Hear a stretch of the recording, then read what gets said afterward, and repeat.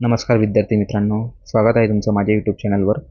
आज आपण MPSC group B आणि ग्रुप सीसाठीची जी प्रिलिम्स एक्झाम होते त्याच्यासाठी लागणारे आवश्यक बुक लिस्ट बघणार आहोत। त्या सर्व पुस्तकांची यादी मी तुम्हाला देणार आहे।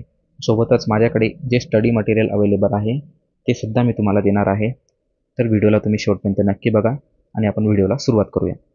बुक लिस्टकडे वळण्याआधी मी तुम्हाला सजेस्ट करेल की तुम्ही एकदा परीक्षेचा अभ्यासक्रम नीट बघून घ्या, जेणेकरून तुम्हाला परीक्षेचा फॉर्मॅट कसा असतो ते समजेल। परीक्षेचे टॉपिक्स, परीक्षेचे सब टॉपिक्स आणि परीक्षा कुठल्या स्तरापर्यंत विचारली जाते हे तुम्हाला अभ्यासक्रमानुसारच कळणार आहे। एकदम सोपा अभ्यासक्रम असतो। तुम्ही याची PDF मी तुम्हाला देऊन देईल, तुम्ही एकदा बघून घेशाल। पदवीचा अभ्यासक्रम असतो, मराठी आणि इंग्रजीमध्ये पेपर असतो, 1 तासाचा पेपर असतो आणि वस्तुनिष्ठ बहुपर्यायी पेपर होतो, म्हणजे मल्टिपल चॉईस क्वेश्चन्स येतात। पेपराला 7 असे अभ्यासक्रमामध्ये 7 विषय दिलेले आहेत त्यांनी। चालू घडामोडी, नागरिकशास्त्र त्याचा सब टॉपिक इथे दिलेला आहे। इतिहासमध्ये आधुनिक भारताचा इतिहास विचारला आहे। भूगोलामध्ये महाराष्ट्र भूगोल तसेच भारताचा भूगोल। अर्थव्यवस्थेमध्ये भारतीय अर्थव्यवस्था त्याची सब टॉपिक्स। सामान्य विज्ञानमध्ये त्याचे सब टॉपिक्स आणि बुद्धिमापक आणि अंकगणित म्हणजे मॅथ्स अँड रिझनिंगमध्ये त्याचे सब टॉपिक्स। असा हा सिलेबस पूर्ण आहे। या सिलेबस बघितल्यावर तुम्हाला कळेल की तुम्हाला ॲक्च्युअलमध्ये कोणत्या घटकांचा अभ्यास करायचा आहे आणि ते घटक कसे वाचायचे हे तुम्हाला कळणार आहे या PYQ। PYQ म्हणजे previous year question paper of MPSC group B आणि ग्रुप सी, जे मी मागच्या जवळपास 7-8 वर्षाचे प्रिंट काढून आणलेले आहेत आणि याचा स्टडी मी खूप दिवसापासून करतो आहे।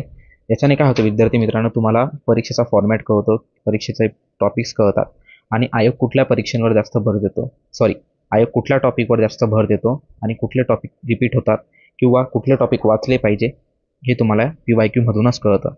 MPSCचा सिलेबस खूप मोठा असल्याने नेमकं काय वाचावं याच्यावर आपल्याला प्रश्न पडलेला असतो, त्यामुळे PYQ आपल्याला हेल्प करतात।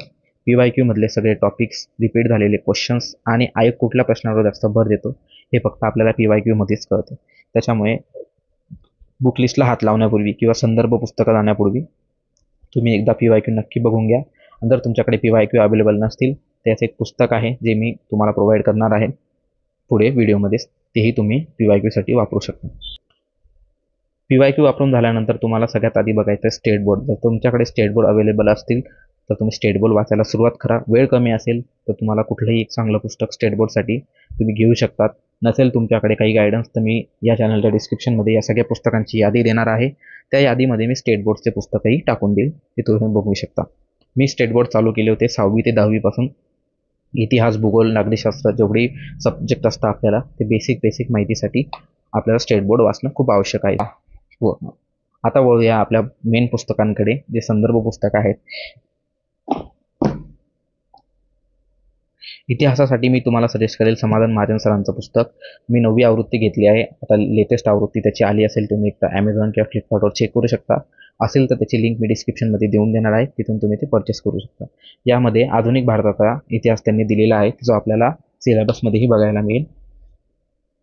एकदम छान असं पुस्तक आहे, तुम्ही एकदा हे बघू शकता, तुमच्यासाठी बेस्ट आहे।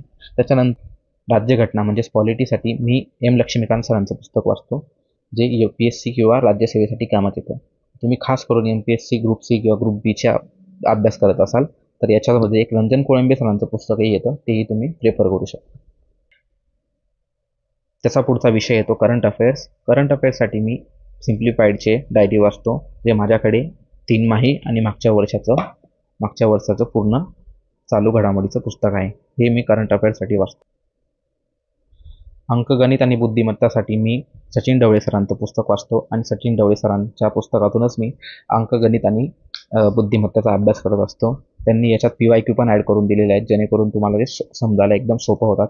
याच्यात शॉर्ट ट्रिक्स पण आहेत आणि डिटेलमध्ये एक्सप्लेनेशन त्यांनी करून दाखवलेलं आहे, त्याच्यामुळे बेस्ट पुस्तक आहे अंकगणित आणि बुद्धिमत्तेसाठी। अर्थव्यवस्था म्हणजेच इकॉनॉमिक्ससाठी मी रंजन कोळंबे सरांचं पुस्तक वापरतो।